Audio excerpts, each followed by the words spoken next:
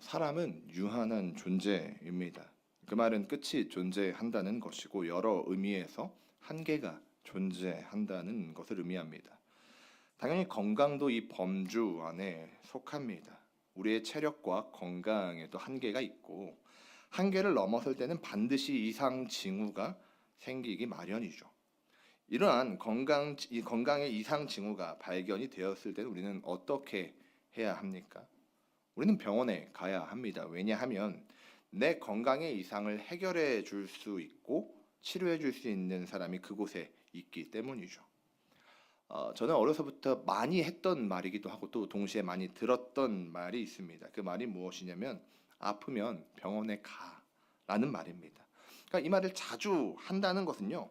아프면 병원에 가야 한다는 것을 저 스스로가 알고 있다는 거죠. 아프면 병원에 가야 된다는 걸 알고 있다는 겁니다. 그런데 동시에 그 말을 많이 듣는다는 것은 알면서도 제대로 행동하지 않는다는 것을 의미하겠죠. 사랑하는 성도님들, 아프면 병원에 가야 하고 차에 기름이 떨어지면 주유소를 가야 합니다. 문제가 발생하면 그 문제를 해결할 수 있는 곳으로 가야 하죠. 왜냐하면 그래야 문제를 해결할 수 있기 때문입니다. 그런데 저를 포함해서 때때로 우리는 이 문제의 해결을 가볍게 여기는 때가 있는 것 같습니다. 특히 신앙적인 부분에서 말이죠. 오늘 본문에는요, 이 문제를 해결하는 방법을 알았던 한 사람이 등장합니다. 바로 바디메오죠. 우리는 이 바디메오에 대해서 말씀을 같이 나누기를 소망합니다. 오늘 본문은 마가복음 10장인데요. 오늘 본문 첫 절인 46절을 보면 예수께서 제자들 그리고 허다한 무리들과 함께 여리고에서 나가셨다 이렇게 성경은 이야기하고 있습니다. 누가복음 18장을 보면은 여리고 근처라고 이야기를 합니다. 그러니까 뭐 어떤 환경인지는 정확히 모르겠지만 여리고성 그 주변에 여리고성 그 주변에서 발생한 사건인 것은 분명합니다. 이때 예수님이 이 여리고를 지나가고 계실 때에 한 사람이 큰 소리로 예수님을 부르는데 성경은 그 사람이 바디메오였다고 말하고 있습니다.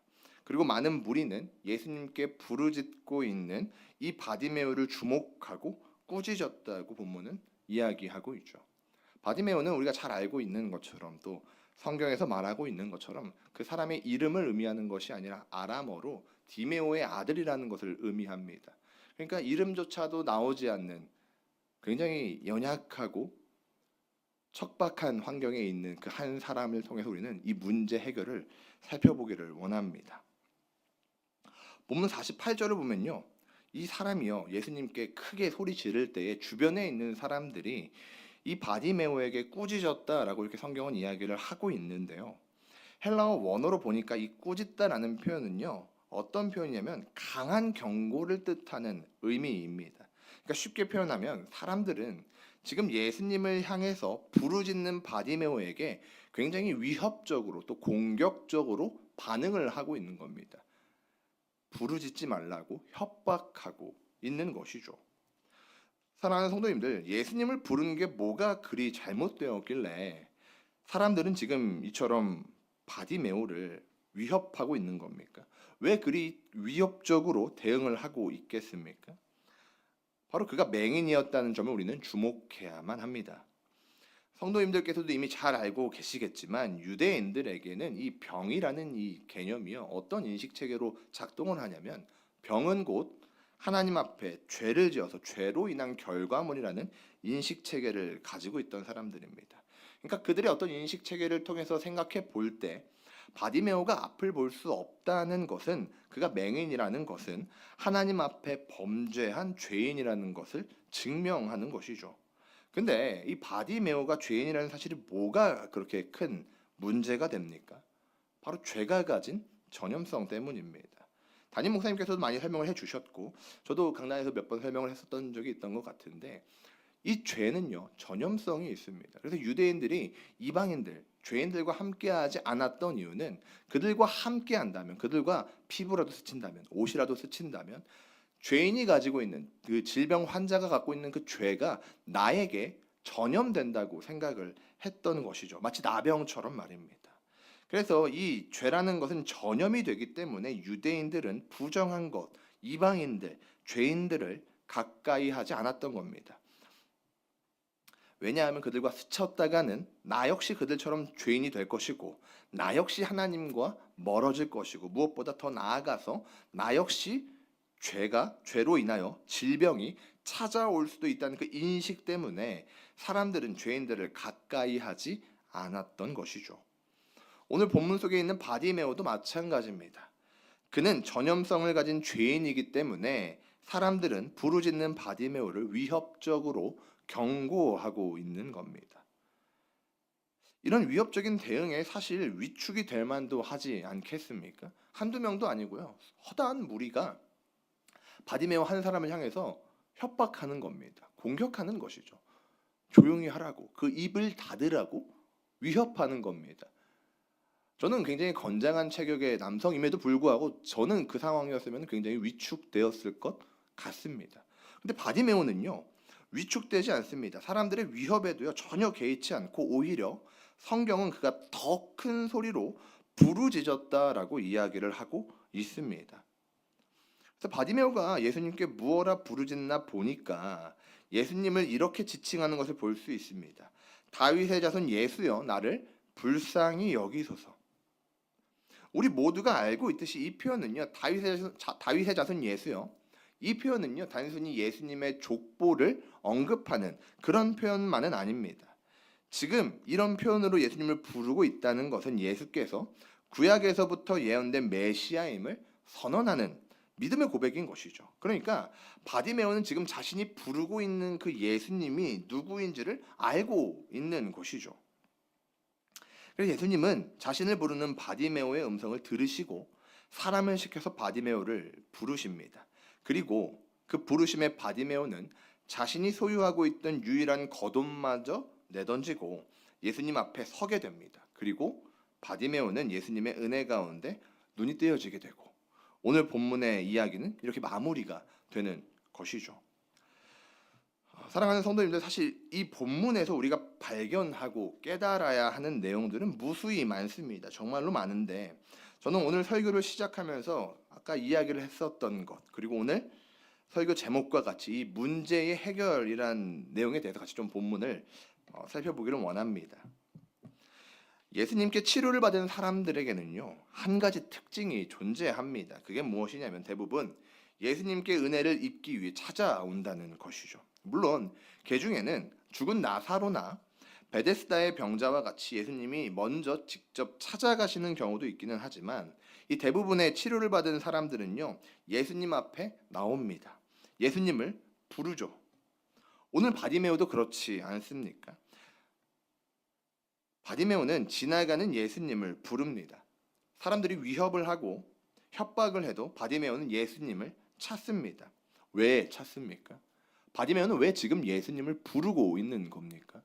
그렇게 사람들이 정죄하고 공격하고 위협적으로 이야기를 한다면 멈출 만도 한데 왜 더 큰 소리를 내어서 예수님을 부르고 있는 것입니까?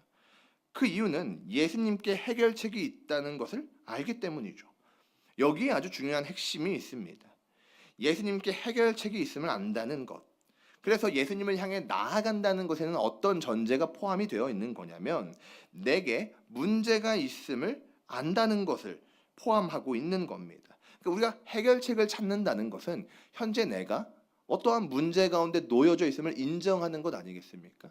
예수님께 해결책이 있다는 것을 인정하는 것은요 바디메오는 물론이고 예수님을 찾아갔던 자들이 예수님이 나의 해결책임을 알았다는 것은 동시에 그들 스스로에게 어떠한 문제가 있다는 것을 그들은 알고 있었다는 것이죠. 사랑하는 성도님들, 내게 있는 문제, 특히 이 신앙적인 문제를 해결하기 위한 첫 번째 방법은 문제가 있음을 인정하는 것입니다.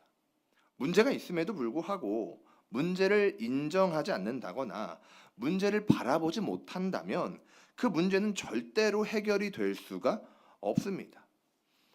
제가 설교를 시작하면서 말씀드린 그 비유처럼 건강에 빗대어 다시금 생각해 보길 원합니다. 근래 저희 교회도 그렇고요. 또 저희 청년부에요. 이 독감이 굉장히 성행했었습니다. 저도 독감 때문에 몸이 굉장히 아팠던 기억이 있는데 그런데 만약에 이렇게 독감이 유행하던 때에 내 몸에 갑자기 열이 나기 시작하고 오한이 돌고 몸살로 고통스럽다면, 움직일 때마다 몸이 너무너무 아프다면 어떻게 해야 합니까? 병원을 가야 하지 않겠습니까? 병원을 간다는 것은 무엇을 의미합니까? 내 몸이 정상이 아니라는 것을 인지하는 것 아니겠습니까? 특히나 지금 교회 공동체가 독감으로 몸살을 앓고 있으니 나 역시 독감일 수 있다는 생각을 해야 하죠. 그리고 그 생각을 가지고 병원에 찾아가서 검사를 받아야만 합니다. 나는 괜찮겠지라거나 나는 아프지 않다라고 이런 생각으로 문제를 덮어버린다면, 문제를 인정하지 않는다면 해결은 시작되지 않습니다. 사랑하는 성도님들, 신앙이라고 다르지 않은 것 같습니다. 내가 하나님과 멀어졌음을, 내가 하나님 앞에서 범죄했음을, 내가 하나님이 필요함을 인정해야 문제가 해결되기 시작합니다. 오늘 본문을 보십시오. 바디메오는 스스로를 숨기지 않습니다. 나에게 문제가 있음을 외면하거나 덮거나 숨기지 않죠. 오히려 많은 위협과 공격 속에서도 예수님께 부르짖습니다. 우리는 이 사실을 기억해야 하는 것입니다. 사랑하는 성도들, 우리에게 어떠한 문제가 있습니까? 특히 신앙적인 부분에 있어서 어떠한 문제를 앓고 계십니까? 이 문제를 해결하기 위한 첫 번째는 인정하는 것입니다. 내게 문제가 있음을, 나와 하나님과의 관계가 어떠한 문제가 있음을 인정해야 우리는 그 다음 걸음으로 나아갈 수가 있는 겁니다. 문제 해결의 첫 번째가 문제를 인정하는 것이었다면, 두 번째는 해결처로 나아가는 것입니다. 성도님들, 몸이 아프다는 것을 인식하고 인정하게 되었다면 우리는 병원에 가지 않겠습니까? 병원에 가서 나의 몸의 증상을 설명하고 독감 검사를 받겠죠. 그리고 독감이라는 판정이 되었다면 그에 맞는 치료를 할 겁니다. 수액을 맞는다든지 약을 처방받는다든지 주사를 맞는다든지, 이처럼 어떤 문제를 해결하기 위한 그런 스텝을 밟아 가겠죠. 문제를 의식했다면 그 다음은 해결처로 나아가야 합니다. 신앙도 마찬가지죠. 내게 문제가 있음을 인정했다면, 나에게 어떠한 죄가, 하나님과 나의 사이를 가로막고 있는 그 죄가 발견이 되어졌다면 그 죄를 해결할 수 있는, 그 문제를 해결할 수 있는 해결처로 나아가야 합니다. 신앙도 마찬가지죠. 내게 문제가 있음을 인정했다면 해결처로 나아가야 하는데, 성도님들, 우리의 해결처는 어디입니까? 바로 예수님이시죠. 오직 예수님만이 우리 신앙의 해결처가 되십니다. 나의 죄로, 나의 욕심으로 내가 하나님과 멀어졌다면 나의 죄의 문제를 해결하여 주시고 나를 다시 하나님 곁으로 이끌어 주실 그 인도자에게로 나아가야 하죠. 예수님이 바로 그 인도자가 되십니다. 이사야 53장 6절을 보니까 하나님은 이렇게 말씀하시는데, 우리는 다 양 같아서 그릇 행하여 각기 제 길로 갔거늘 여호와께서는 우리 모두의 죄악을 그에게 담당시키셨도다, 이렇게 이야기하고 있습니다. 사랑하는 성도님들, 하나님께서는요 우리 모두의 죄악을 예수님께 담당시키셨습니다. 하나님의 뜻을 벗어나서 그릇 행한 우리를 건지시고 우리를 다시 하나님 곁으로 이끄시기 위해서 그 모든 죄의 문제를 예수님에게 담당하도록 하셨다는 것이죠. 그러면 그 예수님께서는 이 죄의 문제를, 우리의 죄의 문제를 어떻게 해결하셨습니까? 성경은 무수히 많이 그 부분에 대해서 증거하고 있지만 로마서 5장 8절을 보니까 예수님께서는요 하나님의 뜻 가운데 우리를 위하여 십자가에 죽으심으로 그 죄의 값을 지불하셨다고 성경은 이야기합니다. 그리고 이젠 예수님께서 직접 이렇게 말씀하시는데, 요한복음 14장 6절을 보니까 예수님을 말미암지 않고는 하나님 아버지께로 나아갈 수 있는 자가 아무도 없음을 우리에게 말씀해 주십니다. 사랑하는 성도님들, 이 모든 것을 통틀어 보건대 죄인은 결코 하나님께 나아갈 수 없는 존재입니다.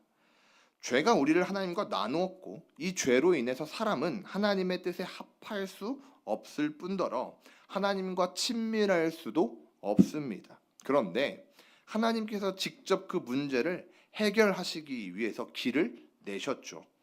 예수님으로 말미암아 우리의 죄의 문제를 해결하셨고 오직 예수님으로 말미암아 아버지께 다시 돌아갈 수 있도록 그 길을 만드셨습니다. 사랑하는 성도님들, 우리는 문제를 인식했다면 거기서 멈출 것이 아니라 해결처가 되시는 예수께로 나아가야 합니다. 나의 죄의 문제를 해결하시고 나의 교만, 나의 모든 죄의 문제를 해결하시고 나를 다시 하나님께로 이끌어 가실 그 해결처로 나아가는 것. 그것이 문제 해결의 두 번째 방법입니다. 그리고 마지막으로 이 문제 해결을 위한 세 번째 마지막 단계는요. 믿음으로 버티는 것입니다. 성도님들, 우리가 해결처 되시는 예수님께 나아갈 때는요. 반드시 고통과 유혹이 따라온다는 것을 기억해야 합니다. 오늘 본문 속에 바디메오를 보십시오. 바디메오는요. 스스로에게 문제가 있음을 알았고 또 예수님이 이 문제를 해결할 수 있음을 알았기 때문에 예수님께 나아가는 선택을 했습니다. 그런데 그가 그 선택을 하고 예수님을 부르짖었을 때 어떤 일이 발생했습니까? 길이 열리고 모든 사람들이 그를 환대하며 예수님께로 인도해 주었습니까? 그렇지 않습니다. 바디메오가 예수님을 부르짖었을 때, 예수님께 나아가기 위해서 예수님을 향해서 큰 소리로 외쳤을 때 많은 사람들은 바디메오를 위협했습니다. 그는 수많은 사람들의 공격을 받았죠. 아까도 말씀드렸지만 단순히 조용히 좀 해 라는 개념의 이야기가 아니라 위협하는 겁니다. 너는 죄인이니 꼼짝도 하지 말고 존재를 드러내지도 말고 가만히 있어라면서 엄포를 짓고 있는 것이죠. 사랑하는 성도님들, 이처럼 해결처가 되시는 예수님께 나아갈 때면 세상은 우리를 유혹하거나 혹은 우리를 거칠게 위협할 겁니다. 하지만 이것은 당연한 일임을 기억합시다. 요한복음 15장 19절을 보니 예수님은 이렇게 말씀하셨는데 제가 읽도록 하겠습니다. 너희가 세상에 속하였으면 세상이 자기 것을 사랑할 것이나 너희는 세상에 속한 자가 아니요 도리어 내가 너희를 세상에서 택하였기 때문에 세상이 너희를 미워하느니라. 아멘. 반복해서 말씀드리지만 문제 해결을 위해서 예수님께 갈 때에는요. 우리를 향한 공격이 반드시 존재합니다. 그렇다면 그 공격 앞에서 우리는 어떻게 해야 하겠습니까? 믿음으로 하나님이 일하실 때까지 버텨야 하는 것입니다. 때때로 넘어지더라도 그 공격에 무너지더라도 쓰러지더라도 거기서 포기하는 것이 아니라 우리는 끝까지 믿음으로 버티며 해결처가 되시는 예수님 앞에 엎드려야 합니다. 바디메오가 사람들의 공격 속에도 주눅들지 않고 더 크게 부르짖었던 것처럼 우리도 믿음으로 버티며 더욱더 주님을 향해 나아가야 합니다. 사랑하는 성도님들, 오늘 본문의 마지막 절을 기억하십시오. 사람들의 공격 속에서 꿋꿋이 버티며 예수님을 향해 나아갔던 바디메오는 어떻게 되었습니까? 그는 결국 눈에 나음을 입었고 평생을 알아오고 또 자신을 힘들게 했던 그 문제로부터 해결을 받는 것을 우리는 보게 됩니다. 성도님들, 우리 역시 그 해결처 되시는 주님 앞에서 믿음으로 버틸 때 하나님은 반드시 하나님의 때에 우리의 문제를 회복시키시고 우리를 주님 곁으로 이끄실 것입니다. 말씀을 맺으려 합니다. 사랑하는 강북우리교회 모든 성도님들, 저도 그리고 성도님들께서도 우리에게 주어진 인생을 살아갈 때 반드시 우리에게는 신앙의 문제가 발생하게 됩니다. 그리고 그때 우리는 이 문제를 해결하는 방법을 기억하시기를 소망합니다. 사랑하는 성도님들, 신앙의 문제 앞에서 먼저 내게 문제가 있음을 인정합시다. 하나님 앞에서 나의 알량한 자존심을 세우기 위해서 전전긍긍하기보다 내가 아무것도 아님을 인정하고 또 내게 문제가 있음을 인정합시다. 그리고 두 번째로 우리 예수님 앞에 나아갑시다. 내게 문제가 있음을 고백하며 예수님을 붙잡읍시다. 아프면 질병의 문제를 해결해 줄 병원으로 가야 하듯 신앙에 문제가 있다면 그 문제를 해결해 주실 유일한 해결처 되시는 예수님께 나아갑시다. 그리고 마지막으로 예수님께 나아가는 동안 계속되는 유혹과 공격 속에서 우리에게 나음을 허락하시고 회복하실 그 예수님을 끝까지 믿으며 믿음으로 버티십시다.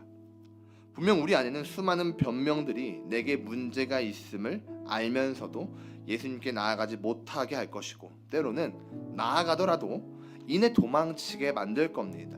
시간, 여유, 상황, 재정, 관계 등등 이 감히 제가 이해하고 헤아릴 수도 없는 많은 상황들이 혹은 변명들이 공격들이 우리 안에서 우리를 공격할 것이고 넘어뜨리려 할 것입니다. 그러나 사랑하는 성도님들 또 존경하는 성도님들, 저는 저와 우리 모든 강북우리교회 성도님들께서 이 문제를 주님께 솔직하게 내어놓고 주님 앞에 믿음으로 버티며 이 신앙의 문제의 해결을 경험하는 그 놀라운 은혜의 역사를 경험하고 고백하는 하나님의 자녀가 되기를 간절히 소망합니다.